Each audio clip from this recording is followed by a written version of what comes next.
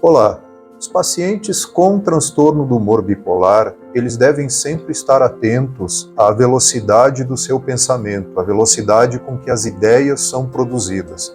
Nós chamamos isso de processamento cognitivo.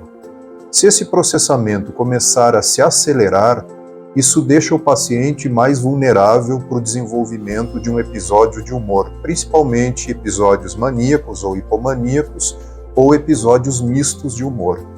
Então, zelar pela velocidade do seu pensamento é fundamental para manter o bem-estar, a qualidade de vida dos pacientes. Portanto, eles devem evitar situações hiperestimulantes.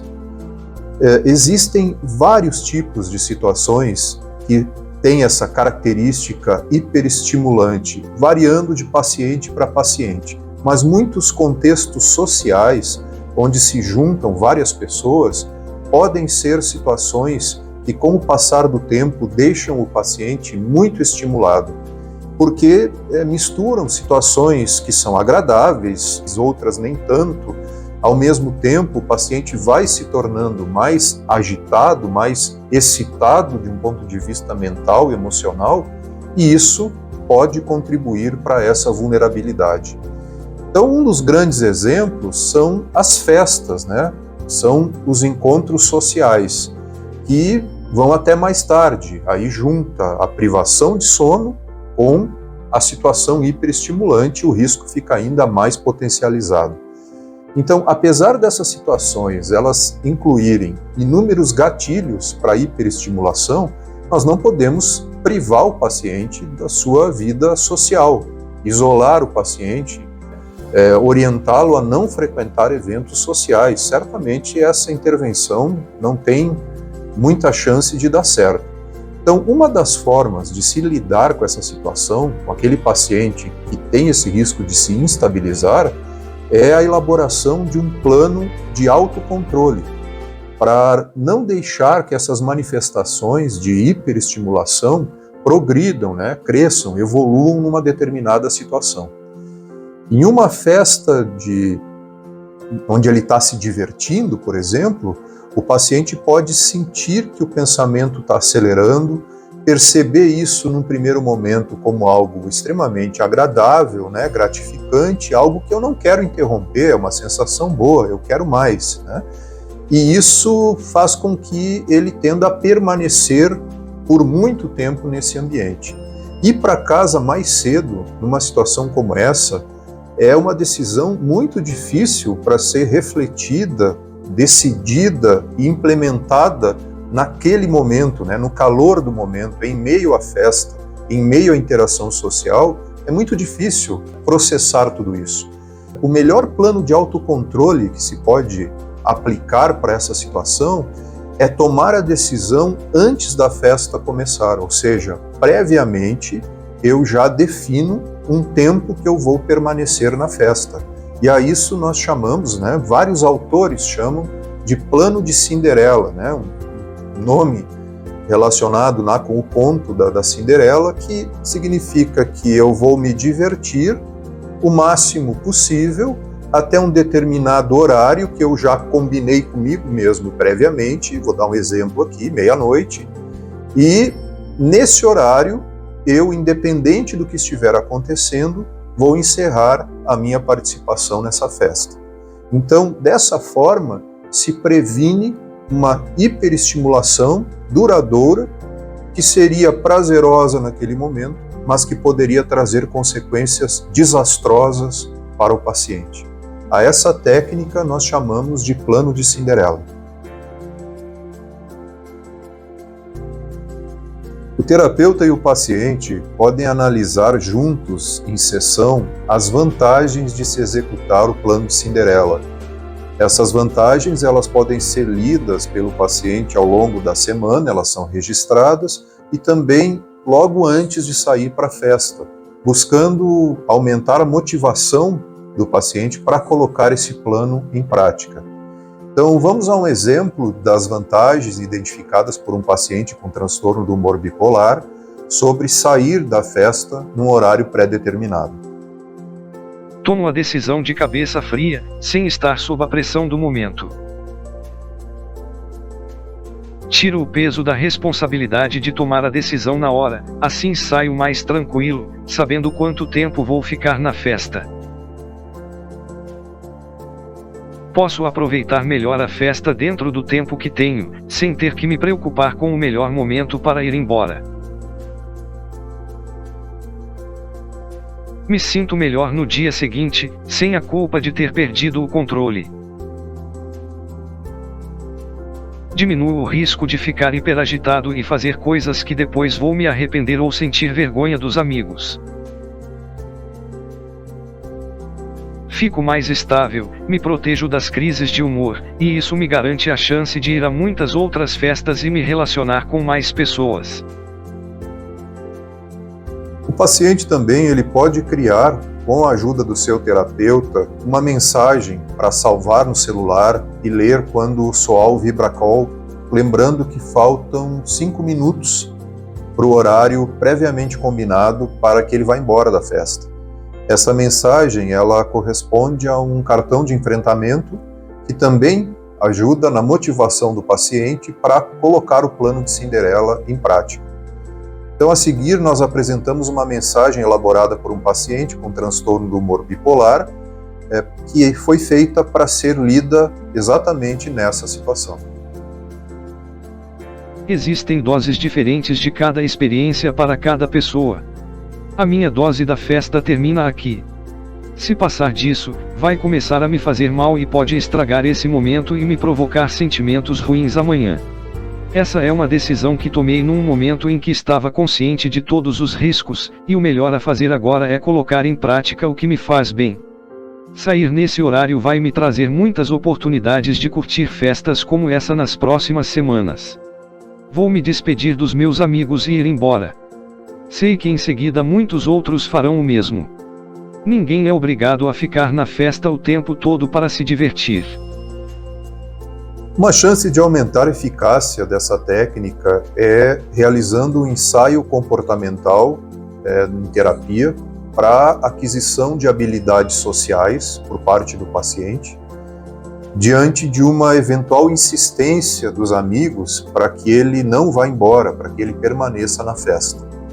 Então, a seguir, a gente mostra um modelo de roleplay no qual o terapeuta faz o papel do amigo que insiste para que o paciente fique na festa, e o paciente então tem a oportunidade de expressar as suas respostas que foram previamente trabalhadas em terapia para esse ganho de habilidade social, no sentido de dizer o não, vou para minha casa, para minha festa termina aqui, de uma forma que o paciente possa fazer isso sem se sentir mal, culpado, ou sem ceder à insistência dos amigos. Muito bem, Paulo. Agora vamos representar o que treinamos na primeira parte da sessão. Vamos imaginar que você está indo embora de uma festa na casa do Luiz, seu amigo. Eu vou fazer o papel do Luiz e vou insistir para você ficar assim que me disser que vai embora, ok? Quando quiser, pode começar. Estou indo nessa. A festa está demais. Valeu. É muito cedo, Paulo. Agora que a coisa vai esquentar. A festa tá muito boa, já curti demais. Mas amanhã não posso ficar dormindo, então não tem jeito. Valeu pela festa, na próxima estou aí com certeza. Fica mais um pouco aí, amanhã é outro dia. Vou pegar uma bebida pra você. Não esquenta, curte a festa que está demais. Eu até queria ficar, mas amanhã vai ser complicado. Não te preocupa que eu vou seguir dançando até a porta. Valeu então. Até mais. Alguns pensamentos automáticos relacionados a sair mais cedo da festa também podem dificultar a aplicação da técnica, podem dificultar inclusive que o paciente aceite a proposta da técnica. Então, um exemplo é o pensamento, no melhor da festa eu vou ter que ir embora, isso não vale a pena, isso não é justo. Nesse caso, seria importante o terapeuta realizar um questionamento socrático para o paciente examinar a validade desse pensamento. Então, a seguir são apresentados exemplos de perguntas que poderiam ser feitas para auxiliar o paciente a identificar e se reestruturar dessas possíveis distorções cognitivas. No melhor da festa eu terei que ir embora, isso não vale a pena. O melhor da festa tem necessariamente que ser no mesmo momento para todos?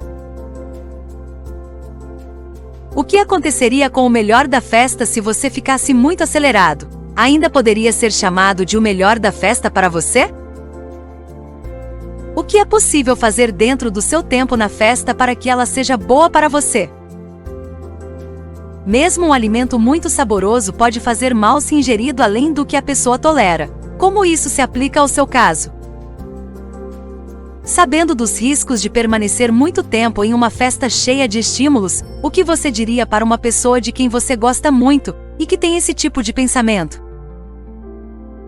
Se as opções fossem se divertir em nível 10 por uma única vez e depois passar um longo período sem diversão nenhuma, ou se divertir em nível 8 várias vezes, qual você escolheria? Que consequências de ficar mais tempo na festa podem estar sendo desconsideradas por esse pensamento? A técnica do plano de Cinderela, ela exige uma grande quantidade de autocontrole.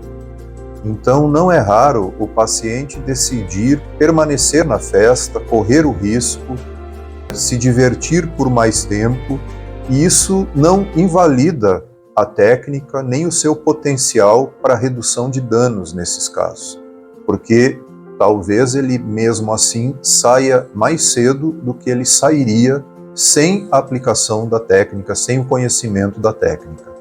Além disso, quando o paciente reavalia ter ficado mais tempo na festa e identifica consequências negativas dessa escolha, isso também pode ser abordado em terapia visando uma evolução futura, ou seja, mesmo quando a técnica não dá certo completamente, ela pode trazer para o paciente um conhecimento, uma crítica a respeito do que aconteceu, que aumente as chances de que a técnica funcione numa próxima oportunidade.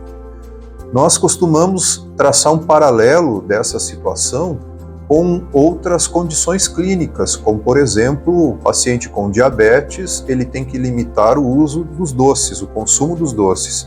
O paciente com hipertensão arterial, ele tem que limitar o consumo do sal. O paciente que tem uma cardiopatia, ele precisa limitar a quantidade de exercícios, de atividade física. E o paciente com transtorno do humor bipolar, ele precisa limitar a hiperexcitação. Essa é uma condição que o coloca em risco de recaída ou de recorrência do seu episódio de humor, que é algo que obviamente ele não quer passar por isso de novo. Então, a estimulação desses pacientes, ela deve ser dosada ao longo do dia, ao longo da semana. Tem várias outras medidas que podem ser tomadas no sentido de proteger o paciente da hiperestimulação.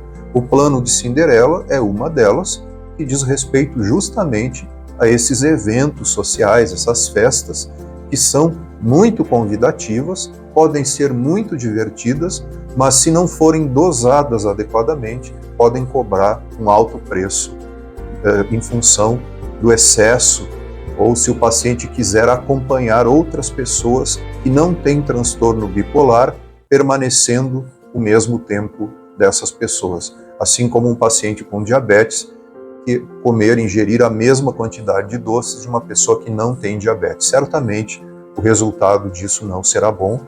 Então, isso justifica a indicação e o potencial de benefício da aplicação dessa técnica.